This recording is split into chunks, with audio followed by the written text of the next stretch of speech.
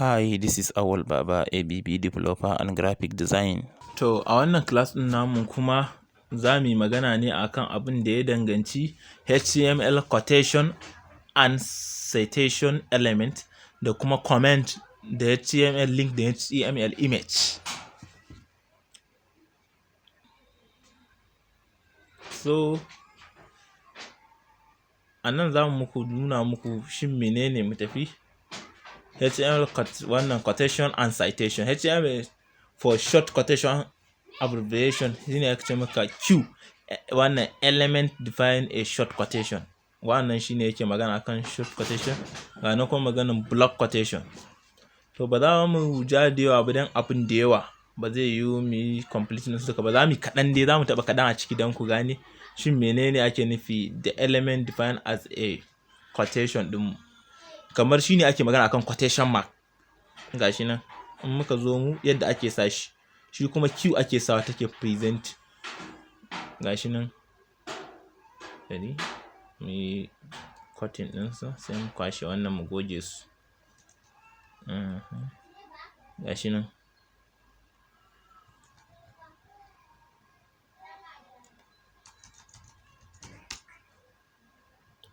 duk ciccire mana wannan sai kai saving. To ga yadda ake sa quotation mark, yanzu za mu sa this, sai kai open tag, sai ka sa Q, sai kai closing tag ɗinka, sai ka ce this is my paragraph. Muna so mu zama da quotation a nan gurin, ga ta nan mun sa sai mu saving. To sai mu zo mu reload. Kun kalla, kun ga quotation mark ɗina ya fito, gashi na nan gurin, kun gan shi da kyau. Yadda ake sa quotation mark kenan, gashi nan kun kula da kyau, ga quotation mark ya fito, kun gan shi, ga quotation mark ɗin mu guda biyu ya fito. So shi amfanin wannan kenan, ana sa quotation mark ne shi ɗin, ba wai sai ka rubuta normal quotation da hannunka, kawai in ka sa Q ɗin nan ya riga ya san quotation mark kake nufi. Sai mu tafi kan quotation wannan block, bari ne copy sa direct. Quotation block kawai in ka zo nan sai ka sa shi wajen Q ɗin nan, ka cire shi sai ka sa quotation block ɗinka. Wannan ma haka, sai ka sa quotation block, sai kai saving. Bari ku gan shi yadda zai kasance. Kun gani? Kun gan shi ya cire iya gurin daban. Yadda ake sa quotation block kenan, shi yadda yake zai blocking ɗinsu ne. In kun karanta bayanin gashi nan da kyau za ku gani, kun gani this element defines section the quotation from another source browser usually inside the quotation while, gashi nan shi. Sai wannan kuma abbreviation ne, ana magana akan abbreviation ne. Then element defines the abbreviation or acronym, ana magana akan abbreviation ne. Wasu abun ba zai sun yi su ba, amma duk ku je ku yi trying da kanku, za ku kalli yadda abin yake. A.B.B.R ana nufi, ana magana akan abbreviation. Bari ku ga yadda zai kasance. BR sai ai saving. Kun gan shi? Shi yanzu amfanin wannan, kamar yanzu zan sa abbreviation ne na wannan, sai mu sa let's say azum, bari mu sa A.B.B. Me full meaning ɗin A.B.B abbreviation, sai mu sa title.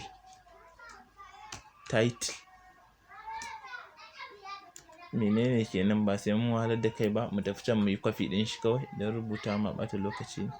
Sai mu copy ɗin wannan A.B.B developer and graphic design, sai mu sa shi a title, sai mu save.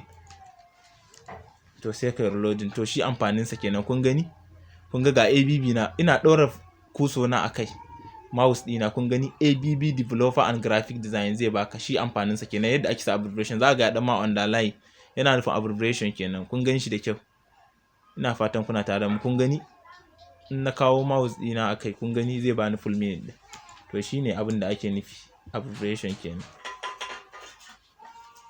Wannan a wannan addressing ne, in ka sa shi zai baka address, city, site, gashi nan element define. Duk ku je ku yi gwada da kanku. Sai wannan yana magana akan define, gashi nan bidiyo ɗin nan, bari mu sa shi ɗin ku ɗan gan shi.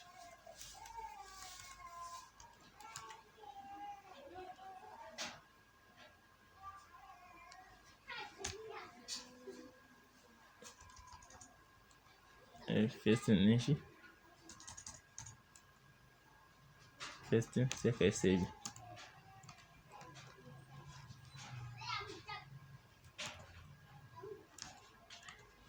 Gashi nan yadda ake shi, kamar yadda muka ce kun gani menene yake nufi bidirectional override, shi amfaninsa kenan. Shi yanzu shi ne yake kamar redirection ɗin wannan ɗin da yake. Ku je ku yi sign da kanku mu tafi, muna da abubuwa da yawa. Sai a ga maganan tag comment. Gashi nan shi kuma yadda ake comment akwai abin da muke kira kamar yadda kuka gani a nan gurin, in kun karanta za ku fahimta, amma bari in je muku kawai wannan ɗinsa ku gan shi yadda ake sa comment. Gashi nan yadda ake sa shi kuma ana magana ne kamar yanzu shi a wannan abin da kai rubuta a nan gurin kana so kai commenting nasa duk lokacin da mutum ya zo ya ga menene a gurin, shi ne ake nufi da comment. Yanzu gashi nan kamar yanzu wannan sai na buɗe tag ɗina, in na buɗe tag sai na nemi exclamation mark ɗina sai na sa haka. Wannan ita ce comment. To yanzu ta yi commenting ɗin rubutun nan gaba ɗaya. Bari na yi saving ku gani abin da iya wancan abin da yake bayan shi za ku gani. Kun gani? To yanzu kana so ka yi comment ɗinka iya inda kake so sai ka rubuta, sai in ce this is comment, ba sai na ƙarasa shi ba, sai ka yi sai ka yi wannan dash ɗinka sai ka rufe. To yanzu na yi comment. Shi wannan comment kawai normal comment ne, yana magana ne akan menene yake gurin, ka yi commenting ɗin abin da yake gurin. Shi baya displaying kamar yadda aka muku bayani akan a nan gurin, baya taɓa displaying a cikin page naka. Shi kawai shine amfanin comment. Ne sai HTML link kamar yadda muku bayani, hyperlink. Link are found in the nearly all web page. Gashi nan karanta za ku fahimce shi. Gashi nan shi kuma yadda ake sa shi kamar yadda na muku bayani ɗazun nan. This is a link. Shi ne da ake sa hyperlink. Shi za ka sa A ne. In ka open tag in kai ka sa A, sai ka small in small, sai ka sa A, sai ka space, sai ka sa href, sai ka sa href ɗinka. Already to zai baka wannan hyperlink ɗinka address. Bari na muku ku gani menene yake nufi da wannan. Yanzu let's say azum na yi copy ɗin wannan, sai na yi control N new, sai na yi pasting, sai na yi save. Sai in ce second, sorry, a ce haka, ko a ce phase 2, ba sai in sa .html, sai na save. To ya za a yi na koma wannan page? Amfanin shi yanzu bari a sa nan, a sa haka sai in sa br breaking line in capital letter br, sai in sa b. To yadda za a tafi daga wannan page na tafi zuwa can. To shi amfanin wannan kenan, yadda za ka sa hyperlink. Sai in sa phase 2, sorry, yadda spelling ɗin yake haka zan sa yin sa phase 2.html, sai na saving. To bari ku ga yadda yake, sai na reloading. Sorry, abin da yasa bai fito ban yi closing tag ba kamar yadda na faɗa muku, kar ku manta da closing tag. Sannan kuma yana rubuta ce next link, sai mu sa, sai mu, kar ku manta da rufe tag ɗin, sai mu save. Shikenan sai na zo na yi reloading. Kun gan shi ya fito next link. To bari in taɓa kansa ku gani. Kun ga amfaninsa, kun gani daga one page ya kai ni zuwa second page. Amfaninsa kenan, shine amfanin shi wannan hyperlink ɗin kenan, href. Wannan shine amfanin shi. Kun gani yadda yake kenan. To za mu tafi kan image. Shi menene ake nufi da image? Gashi nan yadda ake inserting ɗin image. To da farko in za ka sa image, first of all za ka fara creating ɗin folder ne tukunna a cikin wannan project file wannan ɗin nakan folders naka. Za ka yi creating ɗin folder sai ka ba su suna, duk sunan daga dama. Yanzu kamar our first program, ba my first program, sai na buɗe na ce new, sai na sa image, sai na saving. na sa image na saving, sai na sa image, sai ka bude image ɗinka, sai ka yi ɗauko inda abin ka yake, sai ka zo ka ajiye shi a gurin farko kenan. Yadda za ka yi nan, in ka zo ka ajiye shi wannan ka gama, sai ka zo ka cikin compiler browser ka, I mean compiler, sai mu ce shi ta kuma tag ɗinta za ka amfani, sai ka ce image emg, ga ta nan ta fito, sai ka sa wannan shine wannan tag ɗinmu, wannan kuma shine attribute kamar yadda na muku bayani. Sai ka sa wannan yana nufin source, ina ne source ɗin da image ɗinka yake, shine za ka je ka binciko to ina ne source ɗinmu. Sai mu ce mun duba, mu dawo, mu fita, mu dawo free, gashi nan a cikin daman project ɗinmu yana cikin folder, to don haka no need mu sake irinsa.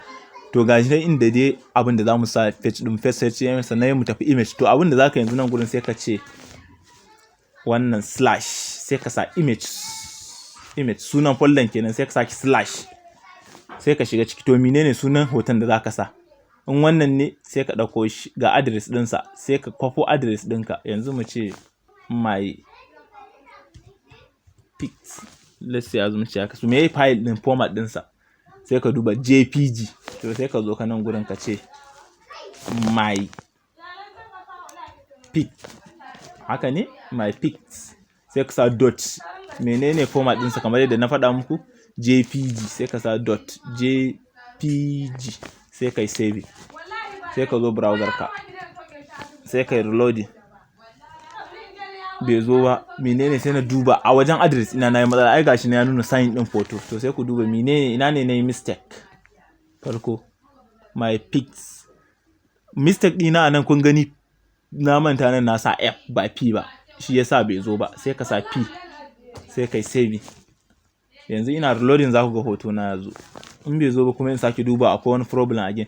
Image menene? Sai in duba path ɗina, akwai wannan zan sa dot, saboda dot ɗin nan ya nuna ka fito ka tafi wani file. Sai ka sa dot, shine abin da ban sa ba. Menene? Sai ka zo ka yi reloading. Kun gani? Kun gan shi? Kun ga hoton ya zo shi, duk yanayin girmansa zai zo shi. Kun ga yanayin girmansa, kun gan shi ya zo feji na. To wannan ana amfani da shi, ana amfani da CSS ne daga baya, yadda za ka rage hoto size ɗinsa. Size bari ne wannan ɗinsa, zoom in ɗinsa,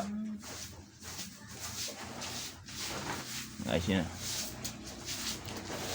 Kun gani? Ga image ɗin ya zo shi, ga text ɗin yana nan ɗan ƙananu, za a gani saboda yadda girman image ɗin ya zo. Wannan da CSS ake amfani, ake saitawa. In mun zo CSS duk za ku gani. Yanzu dai wannan shine hanyar da ake bi ake sa image. Ina fatan kowa ya je ya gwada ya gani. Kuma kar ku manta ku danna mana subscribe, sa'annan ku kunna ƙararrawa don sanar da ku sabon bidiyo da zarar mun ɗaura. Sa'annan duk wanda ya samu wannan bidiyo, kar ku manta ku tura zuwa ga abokanku.